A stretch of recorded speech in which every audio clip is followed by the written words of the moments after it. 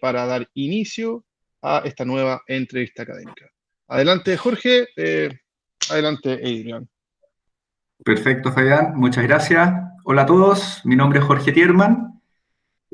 Yo soy homebrewer, juez BJCP y también soy parte del equipo docente de análisis sensorial en ACAS, la Academia Cervecera de Análisis Sensorial. Y para mí es un honor hoy día estar con Adrian acá presente. Le voy a pedir a él que se presente y nos cuente un poquito de él y vamos, como decía Fabián ahí, ir hilando la conversación. So Adrian, that was my short presentation. Okay.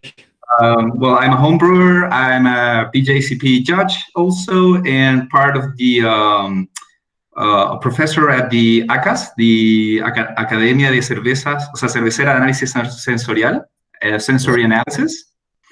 And it's for us really a pleasure and an honor to have you here. We're very grateful. And could you please give us a little presentation of yourself? Yeah, of course. I'm never shy about talking about myself. I'm a journalist, a writer on beer, food, pubs, and travel, and how they all go together. I write for newspapers in in England, in Britain. I write about beer. I write about pubs for them. I'm the editor of 3 editions of 1001 Beers You Must Try Before You Die. I always wanted to call it 1001 Beers You Must Drink Before You Die, but the publishers thought people would probably die before they got through half the beer. Right. I've written I think about 14 books, and I've also contributed to another 6 books on beer. And also food, and yeah, I'm pretty much a journalist. One important thing I always say, I've written about beer for 20 years, and I've visited breweries around the world. I've sat in with brewers. I've done brews. I've interviewed some great people. I'm not an expert on beer. The people who are experts on beer are the brewers.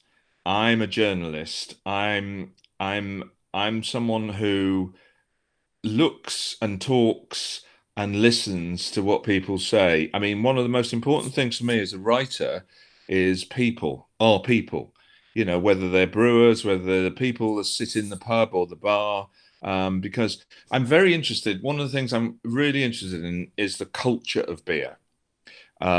It's not just what is in the glass and how it's made, is the people who make it, the people who drink it, the music you hear, the words you hear, the books you read, the landscape, the architecture, the history, everything that pertains, that is important about beer. That is what I do.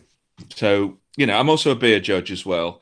Unlike you, I've been doing it for 22 years, and my first judging competition in London was 20 years ago in 2000 in a pub called the White Horse in Parsons Green. I don't know if anyone's heard of it. It was one of the first craft beer bars in London, very famous, and it had a nickname of the Sloaney Pony. And I sat down at my table to judge, and I looked next to me and I went, "Oh, hello." And it was Michael Jackson, and I was on my first judging was sitting next to Michael Jackson. And I said to him throughout the judging, I said, "Oh, I'm sure this is Timothy Taylor's Landlord." As people do when you're judging, you think, "Oh, I know this beer." And he looked at me over his glasses and he went, "I've never tried to guess a beer." And since then, and I got to know Michael a bit, I didn't know him very well, but I knew him a little bit. I tell people who are new judges, never try to guess a beer because you'll always be wrong. Exactly. On the other hand, there is one beer that everyone knows, one beer that you can guess. And for me, it is always, I don't know if I should be saying this, but there's a very strong beer made in America. Well, it's Sam Adams' Utopias, I think. And that seems to be in a lot of competitions. And I think, once you've drank that, it is so strong and so sweet and so unctuous and so overwhelming on the palate. I think, you'd have to be I don't know. You'd have to have no taste buds to be able to recognize that one. But no, I'd say I'm. You know, that is me basically. I am part. I am in the world of beer, but I am not an expert.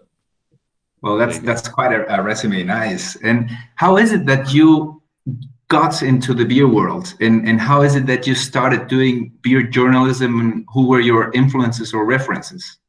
Well, I was a journalist beforehand. I started off as a journalist 30 years ago. I was a rock music journalist. Wow. I don't know if you have them in Chile, but I used to write about Yeah, we music. do. Yeah, but I'm also an editor as well. So I'm a sub editor. And so and in the 90s, I came out of music journalism because I just got a bit fed up with it. But I was very interested in food. In the late 1980s, I used to read Michael Jackson in an English newspaper, and it was him that really opened my eyes to European beer. You know, I knew about lager, I knew about I think I'd heard of wheat beer, but Michael, you'd read about Bavarian Weizen, you'd read about Hugarden, you'd read about Saison and Orval and Chimay and all those beers. And so throughout the night, I was interested in food and I read a lot of food writing and I was interested in wine and I was just reading a lot of wine and all of a sudden, somehow I started thinking I'd like to write about beer, but I'd like to write about beer is if I was writing about rock and roll. It's, you know, rather than because I did feel when I read beer writing, apart from Michael and a couple and American beer writers, I felt beer writing was a bit, I don't know, I'm trying to think the phrase that would translate. It felt like I was almost reading about some beer writing felt like you were reading about someone writing about an orange or supermarkets. It felt very trade. You know, I wanted the romance, I wanted the rock and roll, More um, poetry. poetry. Yeah, I mean, I used to write really bad poetry. I lived in Paris in my early 20s for a bit. I went there to become a poet. And it was terrible stuff. I was looking at it recently. It was awful. But and I slept on I slept on people's floors. I learned to drink lots of wine, but I also drank bière de garde from oh, what were they called? The dog's sitting up now. I don't know if you can see him. Yeah, Um, noted. yeah, I just beer to me, when I started wanting to write about it, beer to me was part of a universe of everything I enjoyed in life. It was part of music, it was part of poetry, it was part of literature, it was part of culture. It was a culture. And maybe I thought I can write about this. And and yeah, in my early years of writing about beer, I used to, you felt as if there was a way of writing about beer that everyone else wrote about beer. So you just wrote about the hops, you wrote about the malt in the beer and this, that, and the other. Whereas I remember thinking got to be something more. But so yeah, I just started in the late 90s and you find your voice. It's like any journalism with anyone who's been a journalist, and this happened with me in music writing. It takes time to find your voice. You know, you start off, unless you're incredibly confident and very, super uber confident, you need to find your voice. And it took me a few years to find the voice I wanted to write about beer. So, but as I say to you, I've never seen myself, and I really don't like being described as a beer expert because I'm not a beer expert. I do know more about beer than most people, but I can't brew. You're a home brewer. You're a beer expert. So, And you know, yeah, sure. No, but using your words and for example, thinking of these brewers as the guys who have the knowledge, and thinking of these guys as the rock stars, so to speak. What has been your experience with the brewers sharing their information? Is it difficult? Do they open up? some of them it's different. Some are different. Some, you meet. I remember some. It depends. Don't forget, brewers are businessmen as well. These are Sure. businesses. But you know, I've spent some fantastic times with brewers over the years. Like, for instance, one person, I don't know. I know he came. I think he came to Brazil or Peru. John Keeling, who used to be at Fuller's. John, over the years, you know, I remember the first time I spent time with him at Fuller's. He explained the beers to me, but he explained it in a way that didn't go over my head because I'm not a scientist. I'm terrible at chemistry. But other people I've really enjoyed time with. There's Christian at Urban Hopworks in Portland. Spent an afternoon with him. I'd met him in England and I was over in Portland and I spent a great afternoon. Met Sam Caligoni, you know, very shortly, but only for a short time. But it was, you know, you get the feeling these people have a passion. But then there's these great English brewers that people don't remember. You know, I remember the first brewer I ever interviewed 23 years ago, Steve Wellington, and he's still brewing. He'd been brewing. He worked in Burton-on-Trent. You know, Burton, you know, and Yeah. He worked for Bass. And Steve, I mean, I'd interviewed lots of rock stars and pop stars. I remember I was nervous in interviewing a brewer. I thought, what do I ask them? And you know, I haven't seen Steve for a couple of years, but you know, Steve was the first brewer I interviewed, and we got on so well. And I think there's brewers that some brewers are like, you know, they're scientists. Let's forget, you know, don't forget, they're not writers, they're not poets. Some can be, Mhm. but are certain brewers, they say something, and you think yes. I mean, I remember first time I've interviewed Tia Musso from Le Baladin in Italy a couple of times, and first time I met him I was with another two beer writers.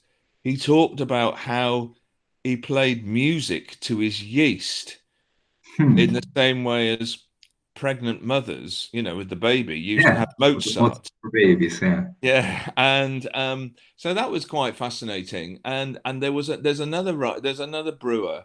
Um, his name's Eddie Gadd, Gadd. He's in England, in Kent, and the brewery's called Ramsgate Brewery.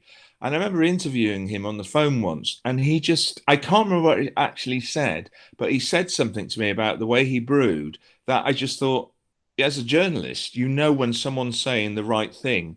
You want that.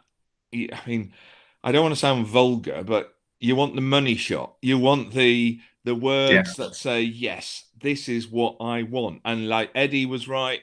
Eddie was good at that. John Keeling was good at that. Sam Caligoni, um, Christian at Hopworks, various other brewers. I mean, there's so many. I mean, so many people. I mean, a good friend of mine, Fergus Fitzgerald at Adnams Brewery, in Hmm. which I wrote about. I don't know if you've seen it. Goodbeerhunting.com, the Oh, not website. yet. Yet. Yeah, Will I do. did a big profile of Adnams recently for them, and you know, you sit with these brewers, and they are they're scientists, but they're also artists. And Exactly. as someone, I'm on the. I mean, I'm not an artist as such, but I am on the arts side.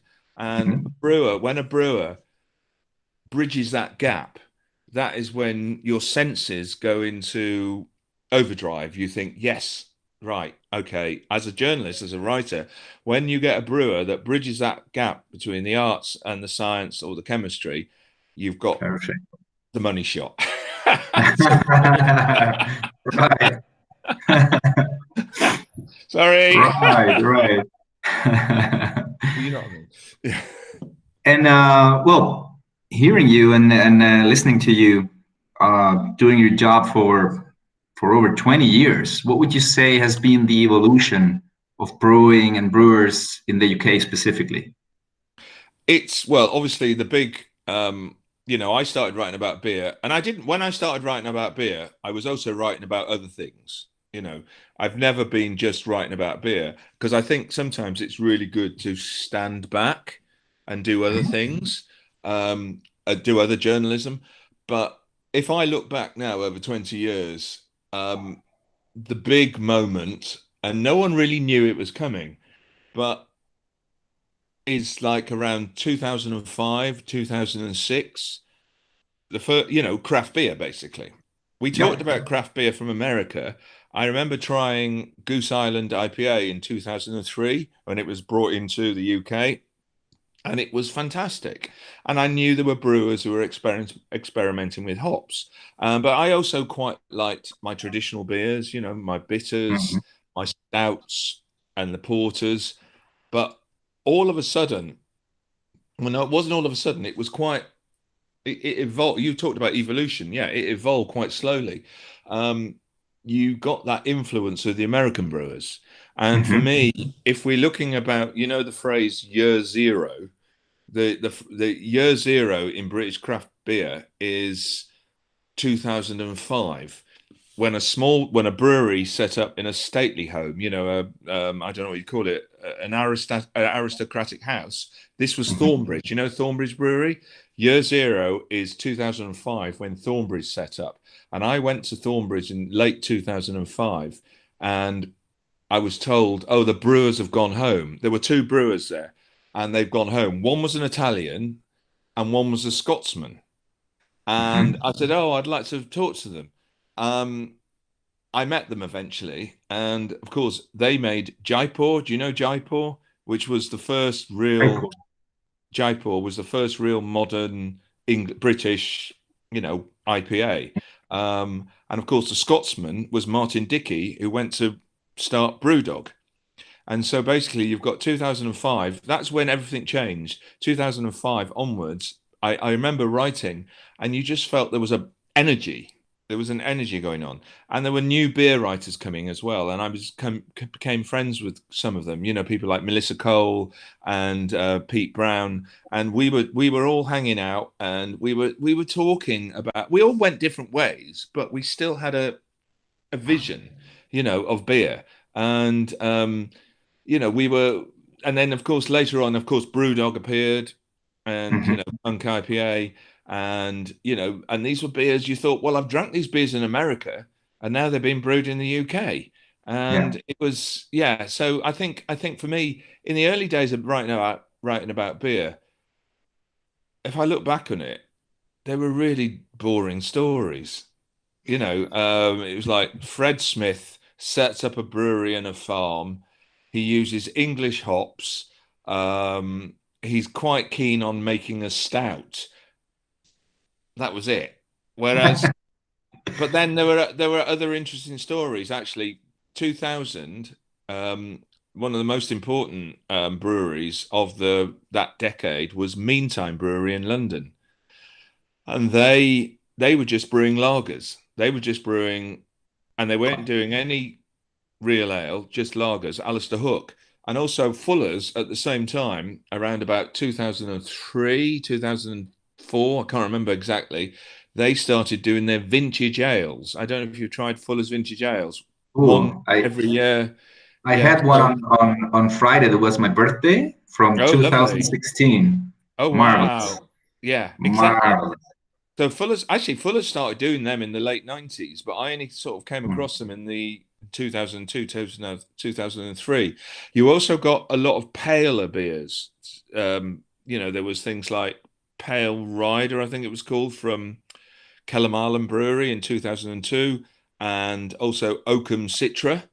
No, Oakham, sorry, not Oakham Citra, Oakham JHB. And of course, there was a lot of American hops coming over. And there's a beer called Oakham Citra, and the Citra hop.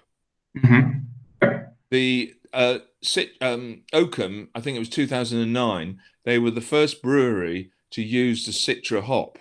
They'd been out, the head brewer, John, he'd been out to, what do you call it? Yakima Valley. Yakima Valley, yeah. He was some other brewers, and they were all going, they said, you've got to try this Citra hop. And he did. And he actually flew it back. And he was the first to brew with this Citra hop. Everyone else put it on the boat. And he brewed it in something like towards the end of November 2009 for this beer called Citra, which is still now, and it's still a very good pub beer. And he told me once that he was on that first brew day, he had the hop sack. I don't know if you know the sacks that hops are in. Yeah. He had bits of hop sack in his clothes and he was dancing around to heavy metal as he was brewing it. No, so these are the stories I remember, and these are the reasons. The people like that and stories like that are why I have always continued beer writing. If I just wanted to, if I mean, if I look back on it, I had a vision in the early 2000s. I wanted to write the way I wanted to write, but then craft beer came along, new beer writers, and it was great. It was the way, but you still look back to the past as well. So, it's almost like it just expanded really well. And it's now, the new wave of beer writers in the UK, the young beer writers, and the breweries, before we all had to stay indoors or whatever. It is just I feel very privileged to be still able to be inspired by it, so to say. I'm just looking if the dog was still there. No, it's gone. Oh, he's in my chair now. He's in my chair. We're comfortable. Yeah. So, Adrian, you would say that in these 20 years, you mentioned this influence of the craft movement and influence of North American breweries, maybe. Yeah. You talked a little bit of BrewDog. So would you say these kind of breweries or brewers, are they something rare, something special, or is it now becoming a tendency, for example, in the UK? That's a good question. That is. I think 10 years ago, if someone said they were influenced by Stone or something, we'd go, woo, Now Yeah. I think in the UK now, I think people are more eclectic. Do you know the phrase? You look out. Yeah. Some of the more interesting new breweries are mixing up. They're making pales, they're making lagers, but they're also working with mixed fermentation.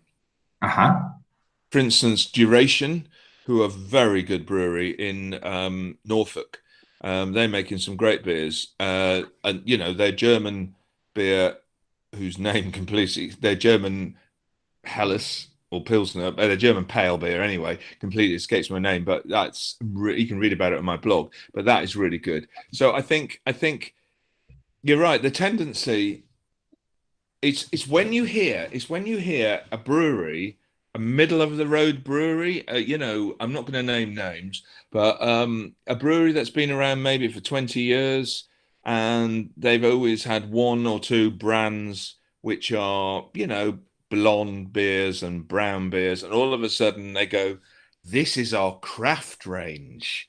We've looked at American hops, and it's like, where have you been for the last 20 years?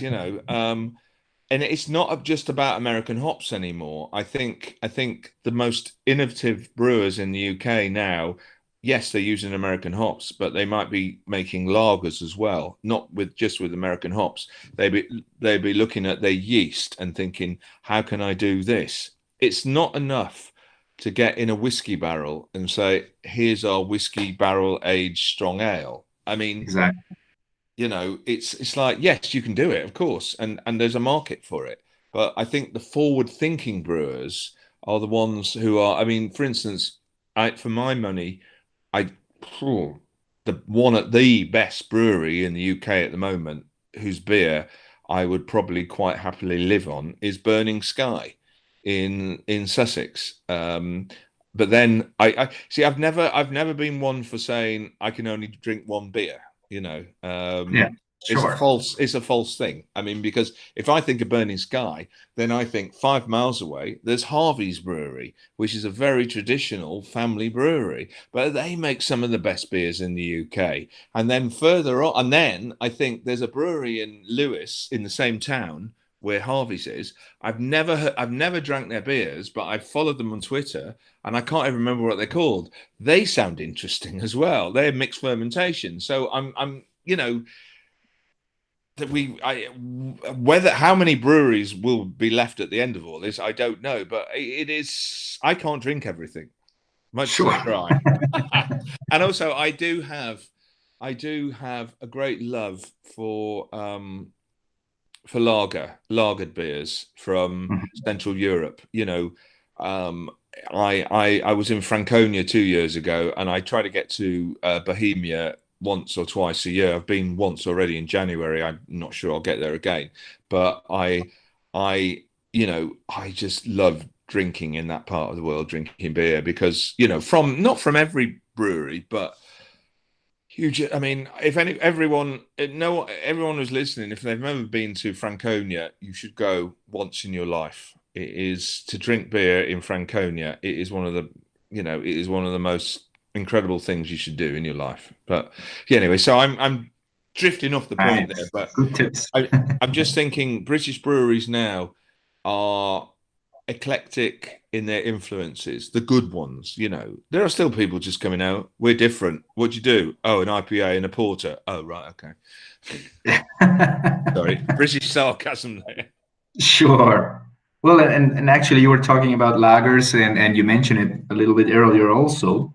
And probably myself and many people would relate British beer more to ales. So, what's the lager scenery in Britain, and what would you say about that?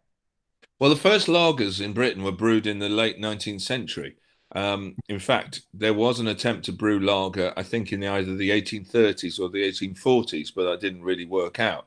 And there are also theories that one of the great lager brewers of Vienna, Anton Dreher, I think, or something Dreher, he came to Burton-on-Trent, and he saw the way Burton brewers were malting and getting very pale malts, and they took it back with them. I don't know.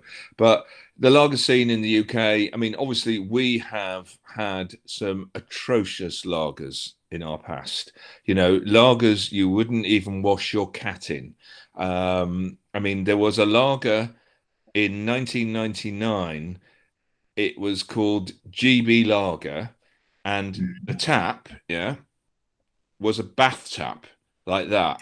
And I remember it didn't last very long. It was Whitbread, who were like, I suppose they're the version of, I suppose they're a bit like InBev, but a smaller version of InBev, you know. But they had a bath tap, and I remember someone saying at the time, "Are they just saying our lager is basically bath water?" And but now I think there's a fantastic range of lagers being produced by British brewers. There's, like, for instance, in North London, there's Bohem, and they're Czech brewers, so they're using Czech production. You know, they're using decoction mash, and they're producing some wonderful beers. Up in the north of England, there's Don Zacco, who makes some great beers. Where I live, in Exeter, near me, there's a brewery called Utopian, and they are using decoction mash. I don't know if those of you listening are aware of decoction mash. It's a traditional German, well, Central European brewing system, which I'm fascinated with. That I'm still trying to understand it. Last time I was in was it last September, or was it September before? I was with a Czech brewer, and I asked him for a diagram. Please, can you draw in my notebook how decoction mash works? And I've been asking brewers about this for years, and I'm still trying to understand it. And I love the fact that I'm still enthusiastic about understanding about decoction mash. So there's Don Zacco, and yeah, Utopian Brewery here in Exeter. Their head brewer, Jeremy, he was a friend. He actually trained in a German brewery near Dusseldorf, an Alp brewery actually. And then he worked at Camden Brewery in London, and he is making some fantastic beers. So I think they're all quite smallish breweries, but of course you've got Camden Brewery, Camden Town Brewery, which is very big, and they are, you know, they're quite common everywhere. But I think, I mean, yeah, there's still the crappy lager, there's still the shitty lager, but lager, you know, I think one of the things that brewers are doing now, especially the craft, well, you know, I'm reluctant to use the word craft lager, because I mean, lagered beers are lagered beers, but one thing I have noticed is that brewers are looking to the various lager styles, and they're looking at doing not just doing a Helles or a Pilsner or a Sveti Ležák or a Tmavý Ležák. They're looking at doing Keller beers. They're looking at doing Schwarz. They're looking at doing Zweigel. Obviously Bock and Double Bock. There is that, and then they would be looking at doing possibly, they could be looking at doing a Belgium style lager, because I do think there's a subset, of much better than Stella Artois, obviously, but but I mean, I can drink good lager most of the day, not all the day. I mean, but do you know what I mean? I think, Sure, I know what you mean. Yeah. yeah, it used to be awful. I mean, it still is. There is still bloody awful stuff, and people, it's almost like you don't want to turn into a bore in the pub when people say, "Oh, it's lager, isn't it, mate?" Because you want to be able to explain. I mean, the first time I went to the Czech Republic 15 years ago, I nearly cried because such was the subtlety of a Pilsner Urquell straight from the tank. I have nearly fainted in another Czech brewery when I was given a special straight from the tank, and the brewer pointed that way. Well, not that way here, but to the sort of northeast. And he said, and Bavaria was 6 miles away. And he said, over there, they call it a Märzen, and it was like, oh God. There was a really good book on lager came out by a friend of mine called Mark Dredge last year, which I really recommend everyone try and get hold of, because it is a beer style. Well, it's not a beer style. It's a family of beers Family, yeah. that has been so traduced, and so it's almost like if someone had taken Shakespeare and turned it into supermarket slogans. To be or not to be would turn into like buy this. That's what lager's become. Shakespeare has become a supermarket slogan. That's what lager has become, and it's time to get back to Shakespeare. Yeah. So, I think this all up on the trot. And you mentioned earlier before also about mixed fermentation. What could you tell us about mixed fermentation being used in Britain?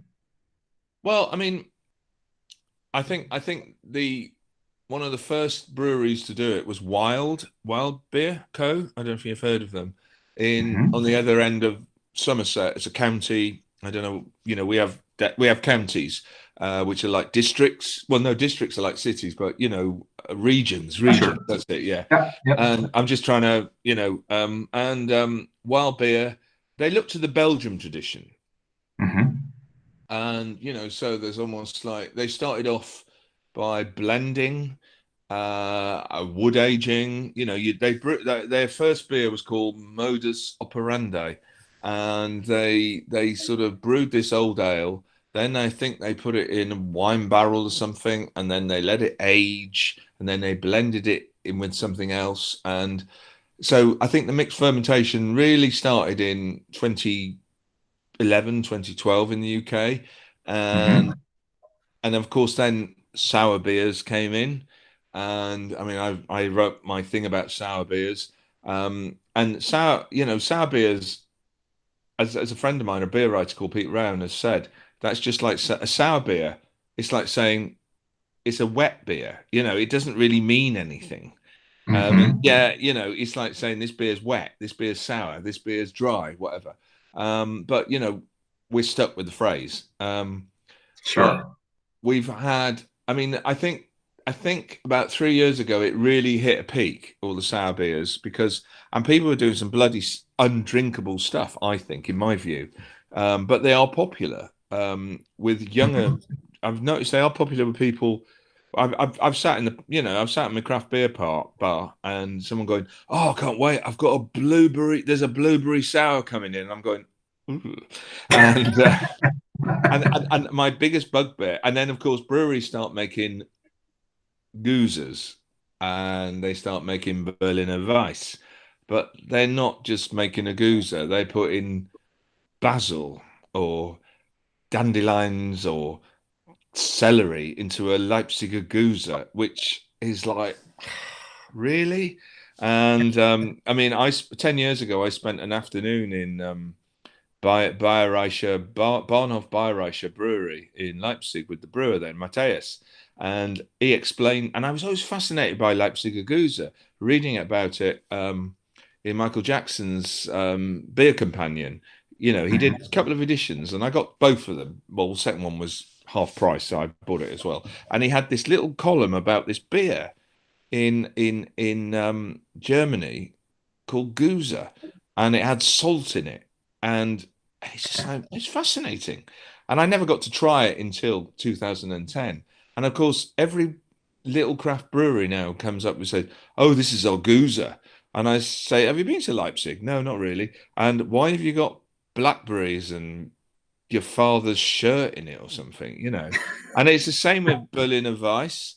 But then Berliner Weiss, if you put some fruit in Berliner Weiss, you could argue that you are actually just following the tradition of when they put the syrups in the different colors. But I only I had a very brief conversation with I think it's called Eureka, and I can't say the name of a brewery because she's got a beer brand. She's got about 4 E's altogether, and she makes a Berliner Weiss in Berlin. She's a Cuckoo brewery, and I think it's Eureka at a lot of E's in it. And she was saying that she was using Brettanomyces, and that Brettanomyces existed in Berliner Weiss 100 years ago, well, before the First World War. So that's the sort of thing I'm interested in on mixed fermentation. I'm not interested in so much when someone throws in a pot of yogurt and some banana. This is our bloody sour beer, you know. I mean, I was really. I think when I gave a speech on sour beer in Cusco about 3 years ago, and it was like I thought at the time I thought sour beer was this great, wonderful branch, this great, wonderful route that beer could take, modern beer could take, and it feels like it's turned into a dead end in some ways. But the beer people who are working with mixed fermentation, Burning Sky, Little Earth, I'm trying to think. There are others, and it's like, you know, I've written them down here. I did write some breweries down actually, because I forget everything. No, I haven't written them, but there are some people that are making some really good beers. You know, I think Burning Sky once again. They are a market there. The head brewer Mark is a visionary. You know, he's someone who towers above so many breweries in the way he approaches brewing and the way he approaches mixed fermentation. You've got to. I can't understand the science. It's not enough to throw a pot of yogurt in, and say this is our sour Doppelbock or something like that. No, it's not.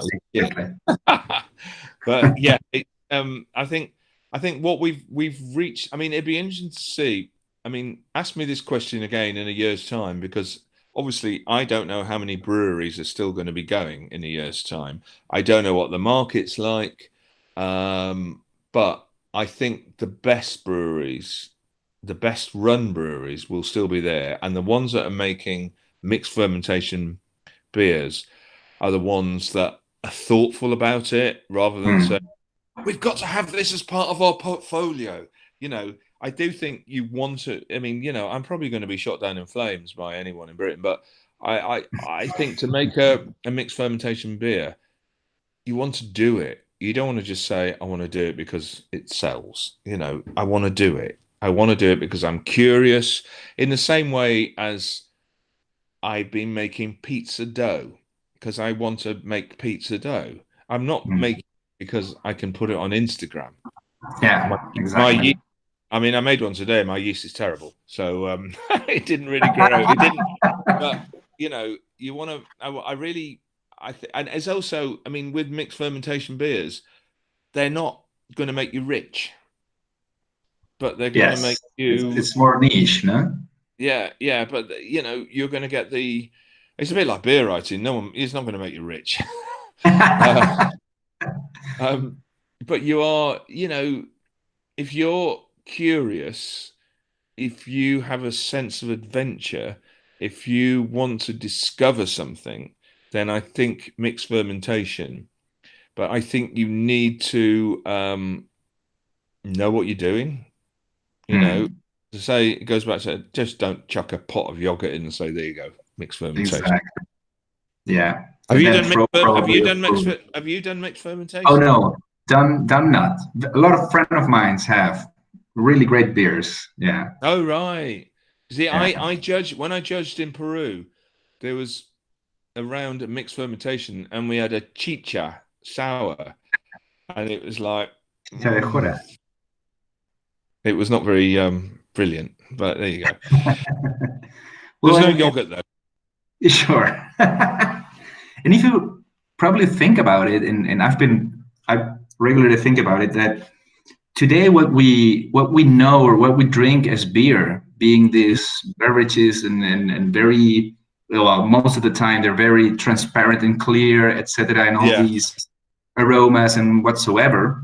But if you take the time of humanity being doing beer and the thousands of years, probably for the majority of time, what humans drank was a sour beer and was not very clear and so on. So it's probably what we know today as beer is not what it has been traditionally.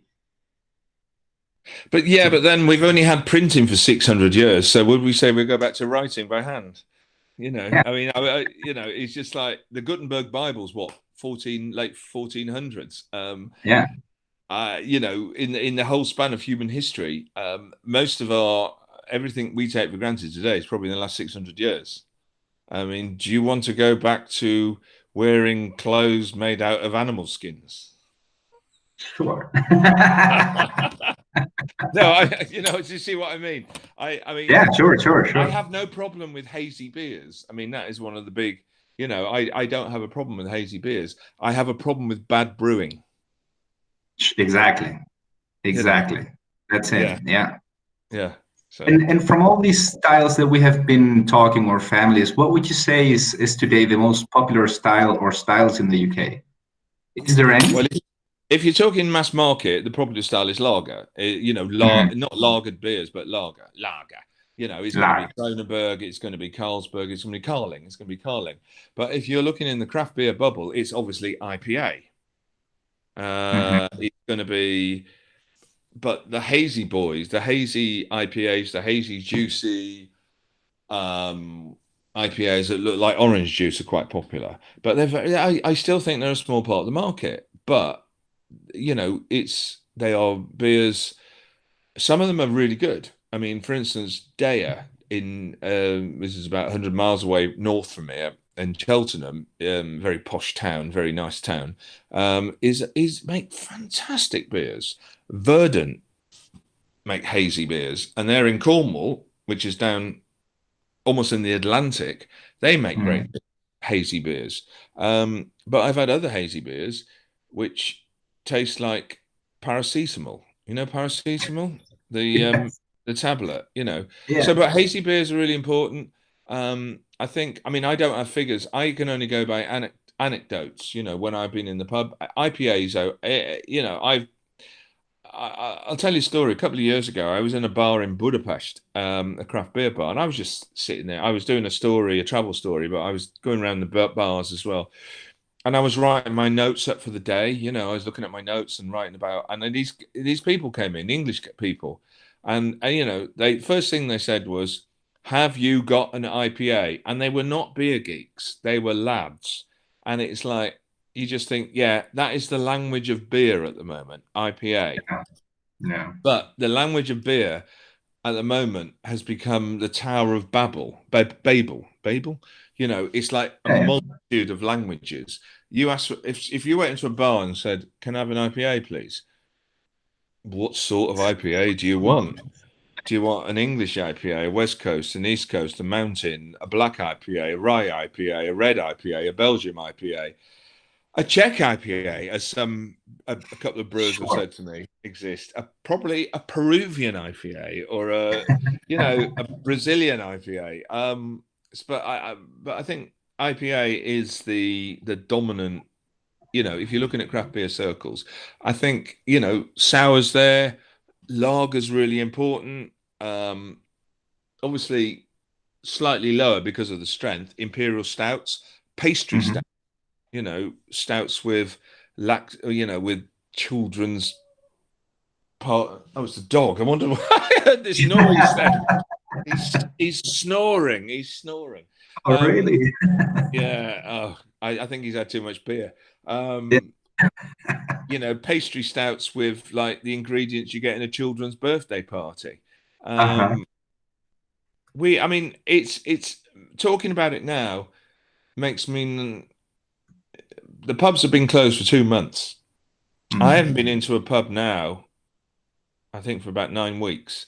And I went to my local 9 weeks ago this weekend, and I miss it. But because I could go in there and it'd be like, I chat, what you got, and they'd have like keg beer, real ales, and it'd be like, well, we've got an IPA with this, we've got a sour with blueberries, and I go, no, pass on that, thank you. An imperial stout with cocoa, and I think, yeah, I'll have some of that. And I miss all that, Yeah. It's a very, I'm not a statistician, I'm not a marketeer. I can only go on what anecdotal, what I see in the bars and what breweries are doing. But there's also a big trend well, not a big trend, but a growing trend amongst craft breweries to start exploring English beer styles like bitter and Yeah. mild. Yeah. And Love mild. do you? I bloody hate it. I love it. I grew up in a mild. It's bloody awful stuff. Bloody watery. My grandfather used to drink it. We used to call it skinflint's beer. Do you know the word skinflint? Oh, no. It's like something out of Charles Dickens. It's like, the miser in the corner. Oh, I'll only have a half of mild and it'll last me all night. But then on the other hand, I say this, there's a brewery I think they're in London, Boxcar, who are making mild, and a lot of people I know, young beer writers are saying it's good, you want to try it. So maybe it's better. I just remember it being watery, but I'll write that down. I've always liked I've always liked a good, well-made pint of best bitter, but I do like my lager beers. But yeah, there is this trend at the moment for younger breweries to explore, for the last, there's a brewery in London called Ansbach and Hobday, and been going about 6-7 years, and they've started making a bitter in a can, and a bitter in a can usually is like shit, but I got sent one and it was gorgeous. I wrote about it. I have a beer column in a national newspaper every week, and I wrote, that was my beer of the week about 6 weeks ago. And these breweries are looking at our beer styles. They started off, they were basically like the Sex Pistols. We hate everything. Well, a milder version, actually, bring the mild in. They were a bit like, we're modern beer. Now it feels like people are a bit more calmer, and also looking at what they can actually do, and looking at the beer styles of yesterday, the beers that their fathers drank, and what can we do on this? They're the next generation of beers, and I think bitter, when a pint of bitter is done well, it is one of the best drinks. Beautiful. Never mind about beer, but best drinks in the world, Sure. I wouldn't mind one now, actually, but. And talking about this tradition and looking into Britain tradition, what would you just mentioned it very, very fast, but maybe for the guys who are listening, could you tell us a little bit more about Real Ale or Cask Ale and Camera and what they're doing, and if it's massive, or again, more niche. What would you say about that? Well, basically, yeah, real ale stroke cask conditioned ale is basically, I mean, do you want me to explain a bit about it? It's like the beer is in the pub and it's still slightly maturing in the cask. It doesn't change that much, in my view, but it still gives it a depth to the flavour. And camera is what, I don't know, 50 years old now, something like that. And 70 something was it? I 71, believe. I think. 71. Yeah, that's right. Because I know someone. Yeah, 72 I've written down. Yeah. Yeah, it's somewhere right. Yeah, because originally they were called the Campaign for the Revitalization of Ale, which is a bloody mouthful. I think they've done a great job, and I think part of the problem with cask beer or real ale or whatever you want to call it is it needs to be handled well at the bar. It's not any old idiot can't do it. And the problem I find, this is my view alone, is that quite a lot of pubs are putting on real ale, cask beer, whatever you want to call it, and they're not looking after it. So basically, buying a pint of cask beer has become a lottery, whether you're going to get it in its best condition or you're going to get it towards the end of the barrel. And part of my problem is that because I taste beer a lot, I can pick up little nuances, little changes in beer. If a beer's been, and this is not me boasting, but I remember, a pub I used to go to, a local, and I knew the barman, and I just pick up the beer and I said, "Oh God, is this towards the end of the barrel?" And he would look and he'd go, "Oh yeah, you're right." And so I'd get a fresh, and that is because you're drinking beer as a judge, or as you drank beer, but cask beer when it's fine, it is one of the best drinks in the world. It is, as far as I know, again, I'm not a statistician, but I think sales are starting to, or have been really dipping because, I really hope this virus, the lockdown doesn't put a nail in the coffin. It'll still be around. It is a niche product. It's very much a niche product. Okay. But then what's wrong with a niche product? Not everyone has truffles, and truffles still have a venerability about them, a venerability about them. Or a great cheese, a cheddar cheese, a proper cheddar cheese, not the rubbish you get in the supermarkets. So maybe, it positions itself to a luxury item. I don't know. It's that's for others to think about. But all I can say is that, yeah, sales are declining. I think it is difficult to find at times. Before we couldn't go to pubs. I think it was difficult to find cask beer that was in good quality because it felt like either there was not a good enough training, or there was just I don't know. There are some good beers around there. Like Adnams makes some great cask beer, but it is very much young. My son is 21. He's worked in pubs. He doesn't drink cask beer. He drinks IPA. He drinks lager. Well, if he's with his friends, he drinks really cheap beer. But when I'm buying, he drinks craft beer. Probably, despite the fact he's getting more money than me at the moment, but never mind. And within what we've been talking about, all these, let's call it craft movement or revolution or whatsoever, what is your opinion? How do traditional breweries, maybe like Fuller's, have reacted to this movement? Well, we have a phrase in English. I don't know if you've heard this one. Dad dancing. Dad dancing? Yeah, it's basically your father embarrasses you by dancing if he was your age.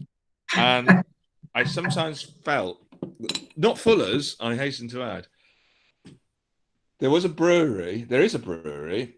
They used to say, we've been brewing since the 19th century, therefore we are craft breweries. And I wrote something about this brewery, and they make some good beers. I just felt they didn't need to say that. But then it's a market thing. You said about a movement.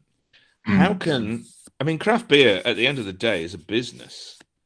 You can't, in the same way as punk was in a way, Sex Pistols made money. I only use punk as a reference because I'm old enough I was part of that. And, but any movement, and it's funny, we were discussing it, me and a couple of beer rides the other night on our Zoom thing. And we were talking about the only movement that has not had this focus of, that focus to something has been hipsters. There's no hipster. People say, "Oh, you're a hipster," but no one goes out and says, "This is hipster." So craft beer is similar in some ways, I think. And so that's one thing I was trying to say. So when we get back to the family breweries, there was this thing where the family breweries were saying, "This is our craft beer," and some, they have the power, the economic power, to be able to get their beers sold cheaply in the supermarket. So someone who's not as deeply embedded in beer as I am can go in the supermarket and see this beer from a moderate beer from a family brewery, and it says, "Oh, craft lager," and go, "Oh, there's craft beer." But if you really took them into the depths, it's a bit like in punk rock. You had the Sex Pistols, the Clash, the Stranglers, whatever. But then you'd have a band that were manufactured as punk, and we had one in England. I doubt if you'd have heard of it. It was called the Vibrators, and they were old men who cut their hair and became punks all of a sudden. And that's what I feel sometimes. Well, I say they're old men. I was 20. No, I was younger than that. I was 18, and it was like they're 30. They're really old men, and it feels like some of the. But on the other hand, someone like Fuller's, Adnams Brewery have really ridden that wave well. They've done interesting beers because they know their customers want interesting beers, but they haven't come out with the crazy graphics, and said, "Hey, we're punk." And I know other breweries tried, put out beers with labels that look like they've been drawn by children, and we're using American hops, and it's like, well, yeah. That's the thing that always makes me laugh. You get a British brewery, a family brewery, an old brewery, saying maybe in 2015, say they were going, "We're using American hops." You could go through their recipes in 1905, they were using American hops then. Because Fuller's, as I say, did it well, did it the right way. Adams did it the right way. I'm not going to name the ones that did it the wrong way, but they know who they are. But I wrote, I was commissioned to write a history of Fuller's, and I was allowed free range to go around all the Fuller's brewing archives, and they've got these massive books, and every day they brew, they write down the temperature, the strike temperature, all this sort of stuff, the hops, how much, and all that. So they went back to about 1870, 1880, and I was looking at some from like 1904, 1905, and it was like hops American. And the barley malt came from what is now Turkey. It came from Smyrna, which is Izmir. This was the old Ottoman Empire. It was the old Greek area of Turkey, and and it just, so what do I think about the older breweries? How have they related to craft beer? I think some of them have done it well, like Fuller's and Adnams. Others have spent a lot of money, and I don't think they've seen the return they would like to see. But maybe in the supermarkets they get it, and the supermarkets, someone like my father, well, he's dead now, but my father a few years ago would have been able to buy a bottle of beer for me and say, "It's a craft beer, son." And I'm going, "No, it isn't."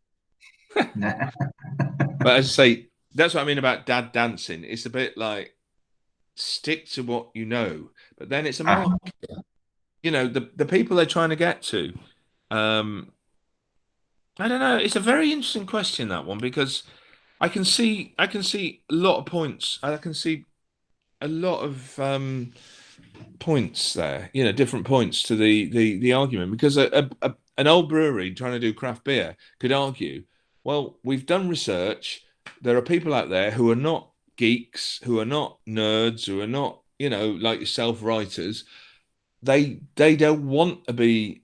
They don't want that choice. They don't want to have to make their mind up. They just want to be able to go to the supermarket and buy a beer that says this is our craft lager. So, you know, but then it's never going to make 1,001 beers you must drink before you die. Exactly. Yeah. So I will take you to slightly to another subject, and we know that for some years now you've been acting as a chairman judge at the World Beer Awards. Yeah. So could you tell us a little bit more about this competition? Has there been any change or evolution in the last past years? Well, the first time it basically it grew out of there was a magazine called the Beers of the World around about 2006 or 2005, and I used to write for it, and along with various other beer writers, and they had the competition. They first started the competition, the World Beer Awards, in something like, I don't know, 2008, 2009, and then the beers were sent to you at home, and they were, you know, they were anonymous. They had wrapping around them, and you tasted them, filled in a form, and you sent it back.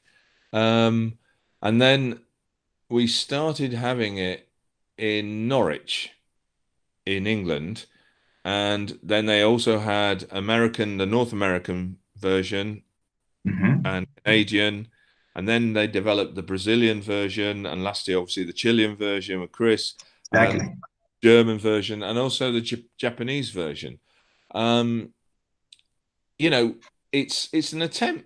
I mean, as the chair of the judges, when we were still in Norwich, we'd have about 15 people in one room over 3 days, and I picked the judges, partly because they had the knowledge, but also because we've all got to get on for 3 days. And there was, Exactly. I remember there was one beer writer. I thought I'd really like to have this person along, but I don't think I could put up with this person for 3 days. So because of their knowledge, but because we went out in the evening as well, so we all had to get on. You know, we didn't want to. You know, and we were all sort of good friends, and that was good fun. Actually, it was very hard work. You know, don't let anyone say that beer judging is easy. It is bloody hard work, and I have to keep an eye on people, you know, or listen to them. And I remember one judge, and he's a real expert. He's a real expert, but he said to me, "Why have I just been given all these Belgian blonde beers?" I went, "Because you're an expert, Tim. This is Tim Webb." And he just kept putting down shit. And I thought, no, you can't. And Tim's a friend, so if he does ever see this, sorry, Tim. But you know, I think the thing is, it is an attempt to.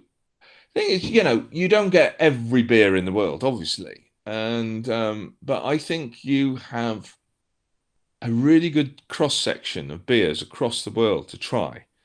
And as Chris will probably say, you know, the winners are always the good ones. It doesn't matter, you know, and it's important you pick the right judges.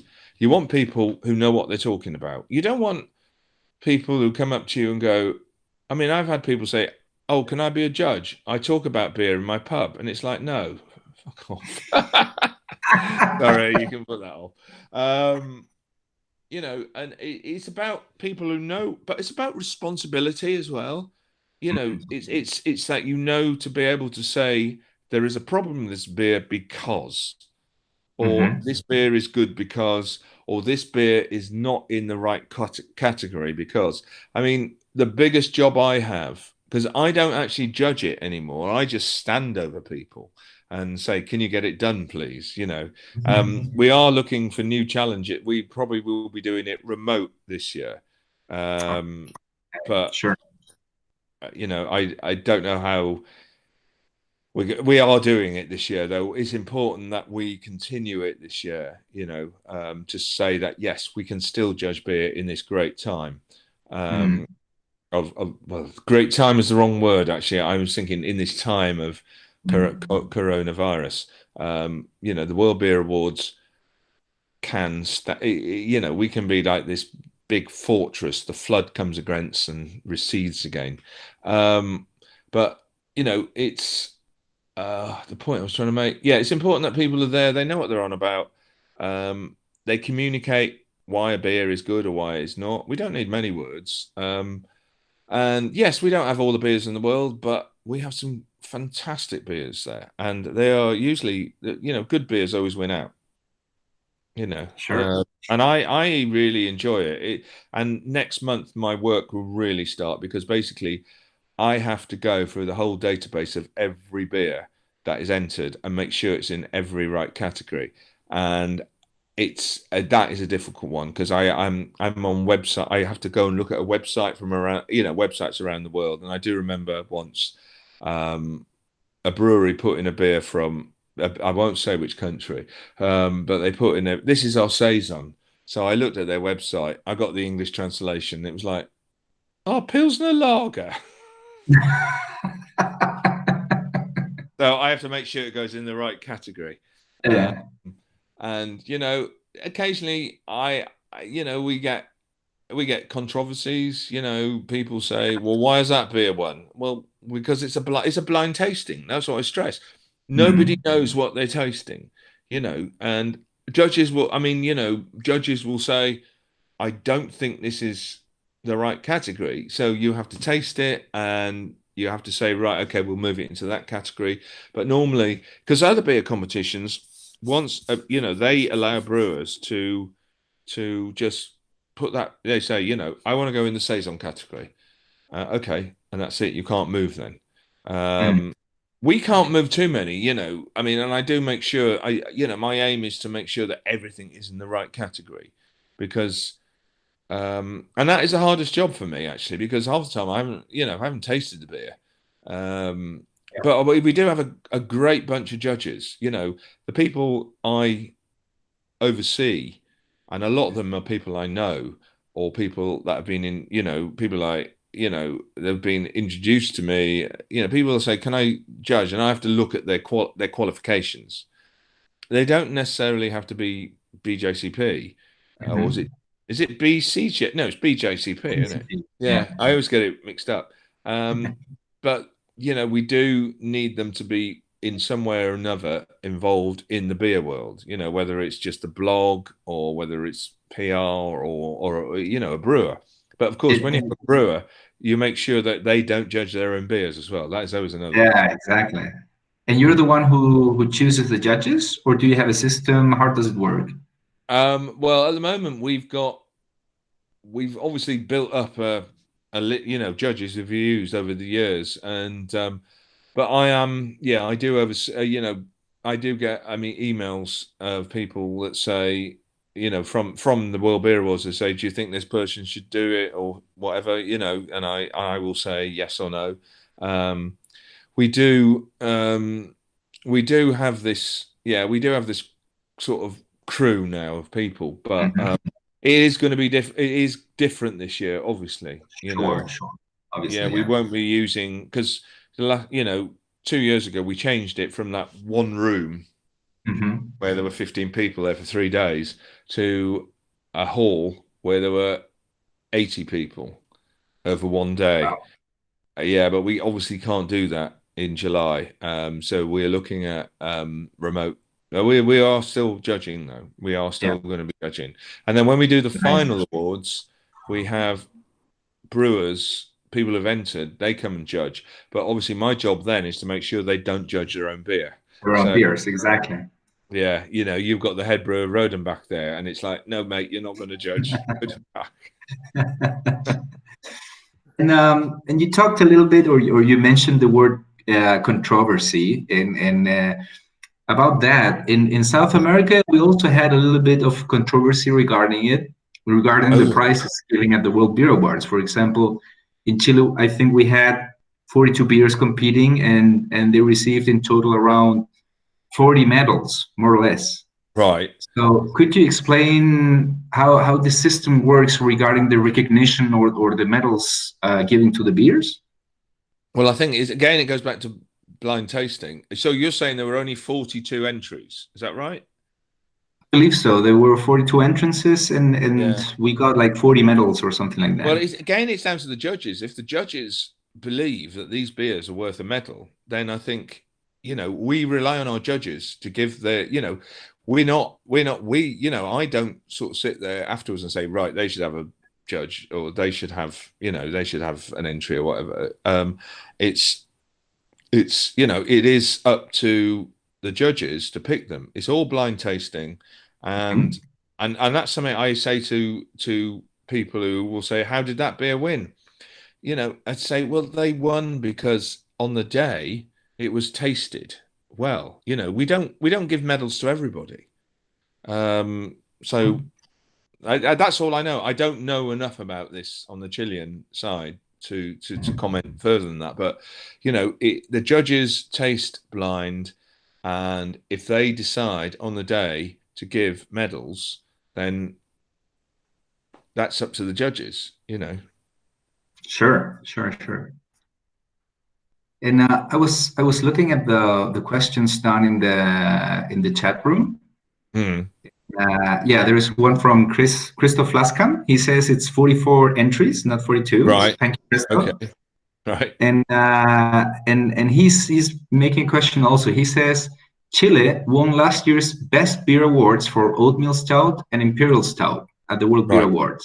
Right. So he's asking, is there any chance you could mention them in a write-up or even on the next edition of 1001 Beers Before I Die? I'll be happy to send you info and tasting notes. Yeah, well, if the publishing company want to do another one, yeah, definitely. Yeah, I'd love to get some Chilean beer in, Actually, I'd like to try some as well, taste some. But I know it's probably difficult, that one. But yeah, I don't know when there's going to be a next edition of 1001 Beers, to be honest. I have to be, because when I did the last one, I'd just come back from Peru in 2017, so I was able to put in Sacred Valley and Bandido from Quito. So yeah, hopefully when the next one's in, yeah, I'm very happy, Chris, to think about doing that. So hopefully, I don't know. I mean, saying to Chris, I last saw him in Namur at the Brussels Beer Challenge. I don't know whether there's one this year or whether they'll be inviting people from abroad, but if you are going, bring some over and I'll be able to sort of think about them more even. Great. And regarding, we were talking also about, actual situation, COVID pandemic crisis whatsoever, and what have you heard or seen about the breweries? How are they reacting? What are they doing? I think breweries have, I don't know the phrase, have stepped up to the plate. A lot of them have been doing website sales and deliveries. Like, for instance, Lost and Grounded in Bristol have been phenomenal. And also a local brewery my way, two local breweries, actually, Topsham Brewery and Crossed Anchors. Crossed Anchors, he's been delivering beer in a box, a bag. You have a plastic, and it's cask beer. I think they've kept themselves going. Breweries have, the ones that want to. I think the biggest problem is going to be pubs, because they've still lost a lot of their sales. But I do know, for instance, though, on the other hand, I do know Thornbridge Brewery have done really well, have really, with their sort of cans and bottles. It might have helped with me drinking a lot of Jaipur, but they've really done well. I think that the problem is going to be pubs if and when they do open them, because I think at the moment they're talking about if they do open them, we're going to have beer gardens, and we're not a beer garden country. Well, we are. We have got beer gardens actually, but yeah, it's. I think breweries. It's too early to say. As I think it's a bit like Chou En-lai was it Chou En-lai? Yeah, I think who was asked no, Mao Zedong was asked what was the effects of the French Revolution, and he said, I don't know, it's too early to say. it, fe- it feels like that at the moment. Exactly. Yeah. So They have taken some actions actually, and in Chile it's the same thing. They have like kind of reinvented and done a lot of delivery and cans also. That's starting to get big here within the craft movement, to have all the beers in cans. Right. So I don't know, how is it in the UK? You mentioned something about the cans before, like having this best bitter in cans. Is it starting also to trend, or how is it? It's been going on for about 5-6 years now. I was involved with a company who made cans about 5 years ago with a beer festival. Sorry, a beer competition. So beer in cans has been going up massively for the last 5-6 years, because they developed new technology to make the beer in the cans taste better. They've got 360 degrees advertising, so you can brand the whole thing around it, and it's good on they get colder quicker. Also, I think environmentally they're much easier to, and there's more space in my recycling box every week. For transportation it's easier also. Yeah, exactly. And also lighter. Yeah, if you go cycling, you can take a couple in a cool box on your rucksack, and it's great. No, I quite like I like canned beer. I mean, funny enough though, tonight I've been drinking bottled beer, but I've had some cans earlier on. I'm a big advocate of what we used to call canned craft, or craft canned even. But yeah, I think, I mean, it's here to stay here. It really is. My son never drinks bottled beer. He's always like cans. Great. Yeah. And I have a question here from Fabian regarding what we were talking about, the COVID and the crisis. Do you know if there's any support from the state, from the government, to battle this crisis for the brewers or for the pubs? I think for businesses there's support. I think we have the phrase furlough, but a lot of breweries are kept going, but some. I mean, I'm not entirely. I think. I mean, I've had some support from the state as a self-employed person. I should be getting it this week, and it'll all go on beer. But I think there have been some. It's not. I think pubs. I think the worst thing for some of the pubs in pub estates where they've still been asked to pay rent, and a lot of pub companies like Fuller's, Adnams, have said to their people who run their pubs, we don't want any rent while you're not trading. But other companies have said, oh, we want rent. And there's these landlords saying, well, I'm not trading. Where can I get the money from? So it's. I think the easiest answer is that's what it's not something. Yeah, I think there's been some support, but it's a difficult one, to be honest. I think I won't know until we've come out of all this, to be honest. I think, we have a very different setup with our bars and pubs compared to you do. We have people who own pubs, freeholders, we have tenants, we have managers, and all that sort of stuff. Yeah. So sorry, it's a bit vague, Fabian, but yeah, I'm not very good at economics. No, it's been great so far. And well, probably this is a logical question, but what would you think is going to be the future of craft beer in the UK post-pandemia, after the pandemic? Bloody hell. If I knew, I'd make a lot of money. Well, one thing I've often thought is that good operations, good, well-made, beer will survive. But I think I'm trying to choose my words very carefully on this one. I do think it will be Darwinian. Darwin. Yeah. It will be, Evolution. yeah, Evolution. yeah. It is almost like I'm not sure about the strong, but maybe I've got it wrong on the Darwinian thing. But I think the ones that The fit. think for I don't know about the fitters, because some of the fitters will be the shittest as well. But I think the ones that have the best ideas and who've thought and who've maneuvered their way through this, I think there'll be a lot of casualties. And Sure. you know what, though? I don't know what it's going to be like. I really don't. I'm sorry, but I think at the moment we're still just trying to, get through it all. Exactly.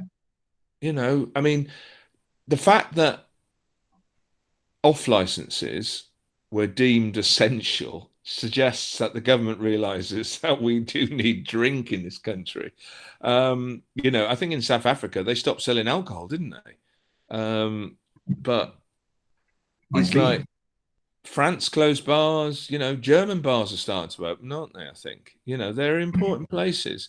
The thing is, they're important places where people come together. And unfortunately, when people come together now, it'll probably kill us. That's the risk. Exactly. Whoever thought going to a supermarket was almost like popping your head up in a trench? Sure. And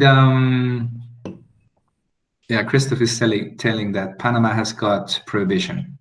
Yeah, well, I'm not going to Panama anytime soon, so don't worry. And another question there in the chat room. You said earlier that the IPAs were by far, or I don't know by far, but the most popular styles right now in the UK. Do you think any other style could start getting as popular or more popular than the IPAs? Lagered beers, really well-made craft lagers, but they will give IPA a run for its money, especially as IPA, if it was a person, it wouldn't know its own name at the moment, because IPA is like a mirror that has been smashed on the floor, and you look into it and you can see different sides of your face. It's as I said to you earlier on, what sort of IPA do you want? So I think lager. I think lager is because lager is the best-selling beer in the UK. And a lot of it is rubbish, but not rubbish. No, a lot of it is without character. And but then flavor. We start thinking about flavor then, and lager. Craft beer has always, when people have always said, this is something I've been thinking about actually. Craft beer aficionados have always said, "Oh, I drink craft beer because I like the flavor. It's about flavor, flavor, flavor." And now craft beer aficionados are saying, "This craft lager is lovely. It's so clean and refreshing." But clean and refreshing is not a flavor. So where does a flavor separate itself from a sensation in the mouth, or is flavor just a sensation in the mouth? I mean, I'm drinking a Czech lager. I'm drinking Budvar at the moment, and I'm picking up a bit of floral notes, a dryness. It's very clean. That word again. So, so you're asking whether IPA could be. I mean, I suspect more people are looking for craft lager than IPA, but then IPA is seen possibly as, if I'm going to use an analogy, it would be like people talking about wine in the UK 20 years ago. Oh, have you got a good Chardonnay or something? But that's a really good question, and I think the simplest answer is lager, but there's no simple answer to that one. Sure. Old We'll have session IPAs, whatever, but I don't think bitter's going to sort of muscle in on it, or certainly not mild. more for me. Well, you can have it, mate. Yeah. And I have here another interesting question from Roberto. He's asking, do you know the oldest remnants of beer in England? When you said what do you mean the remnants? I believe maybe he's talking about the oldest registers you have of beer culture or beer drinking in the God. UK. Well, I British mean, styles. I do know the oldest brewery, which is still making beer, is Shepherd Neame in Kent, which is the late 17th century.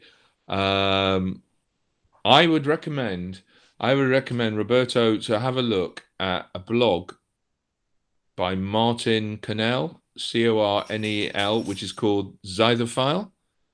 I don't know if you know it. Martin is really good on history, and also another blog called BarclayPerkins.com, I think it is, by Ron Patterson. They are the big historians on beer. You know, there are before the 1500s, beer in England, because don't forget, the United Kingdom has only been going about 200 years.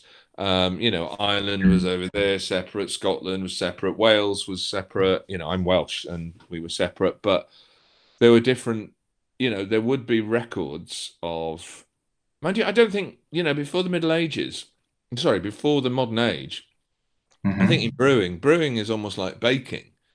People who made the beer, they knew it in their head and they didn't need to write it down. And it's only, from the, I don't know, 18th century onwards, maybe we find people making records of the beer because no one woke up one day. Well, no one got out of the bath one day and ran down the street naked shouting, "I've just discovered porter," in the same way as Archimedes. So, I hope not, anyway. but no, I mean, I would recommend Zythophile, which is ZYTHOPHILE.com, I think. But Martin Cornell and Ron Patterson are the big history people, and they actually judged in Brazil. There was a competition in Blumenau, wasn't there? In March. I think they were the judges. They were judges there. Oh, perfect. Yeah, Christoph, helped us out with the Cytophile and by Martin Cornell. Yeah. Martin will know. Well, I hope so. He makes a big thing out of knowing everything. And Ron Patterson. There's a great story about. Is this? Yeah, no, I better not say it. Actually, go in the public domain. Ron is a great guy. There's a story that he once drank 6 pints of Old Peculiar in an hour. I don't believe that. Wow. Yeah, I do not believe that one. If you ever listen to this, Ron, honestly, I don't believe it. Yeah. Well, Adrian, it's been a pleasure. I think we're getting in time now for our closure. Okay. And just one last question. We know that you love to travel, and unfortunately, because of all this pandemic, it's been very complicated. But if we could give you a free ticket to any part of the world, what would you choose? Where and why? Well, if it was, God. Do you know what? One of my things I've been thinking about is that I'm trying to cut down on air travel. So I'll have a train ticket to Bamberg, but I'll also I'll have a train ticket to Prague and then go up to Bamberg and then come back via Brussels. Is that all right? Oh, that's perfect. And in Brussels, I'll go and see Evan de Betz at De La Seine. In Bamberg, I will obviously go to Schlenkerla. In Prague, I will go to Dva Kuti brew pub for Pivovar Matushka, and I might have a side. I might go and see a couple of Oh yeah, there's a microbrewery in Munich. I've often said I'd go and see. So I can't remember its name. I might go and see the. I don't know. I can't remember. But yeah, that is that all right? Oh, that sounds so perfect. Yeah. Yeah, I can't do it in one day, you know. No, no, no, of course. But obviously, I'd love So, to come to Chile as well one day. yes, please come. You're You're on more the than invited Pacific. You're here. on the Pacific coast, aren't you? Yeah, exactly. Yeah, Easter Island. Have they got a brewery there? They have one. Yeah. Really? Good Yes. God. And I believe something appeared on the press. They sold it. Oh, Yeah, or not part of not to it. North Korea. No. Mahai, it's called. Felipe Oh is helping me right. out in the chat. Yeah. Oh, brilliant. Oh, So great. being 5:30 here in Chile, thank you so much, Adrian. It was That's really, all really a right. pleasure. I enjoyed it a lot. Oh, Thank you very much great. for the enlightenment. And thanks to everybody who was listening also and helping out with the questions. And now I'm giving Great. a couple of minutes to Fabian. So he's doing some words at the closure. So take Okay, good thanks care. very much. And you, George. I hope after the crisis, everything is all right with you, your loved ones, and your family, okay? I know. Hope to drink a beer with you one day. Yeah, of course. Yeah, cheers. Thank you, Jorge. Thank you, Adrian. It's a very good interview. Thank for your time. Thank you for this amazing interview. Um, para todos los que están acá en Chile, los invitamos para seguir atentos a las redes sociales de ACAS y estar atentos a una nueva entrevista académica. La próxima semana nos estará acompañando Marco Málaga, eh, cervecero, maestro cervecero de la UC David, con quien estaremos conversando acerca de los desafíos de poder montar un programa de barricas en una cervecería pequeña. Así que desde ya los dejamos invitados para que durante la próxima semana puedan también volver a conectarse con nosotros y participar. Les damos las gracias nuevamente a todos los que nos acompañaron el día de hoy. Muchas gracias, Jorge, que fue el host. Thank you very much, Adrian. Thanks, all right. Y nos estamos viendo pronto. Okay, cheers. All right. Cheers. Take good care, Adrian. All right, take care. Thanks, Good Adrian. luck. Cheers, mate. Bye.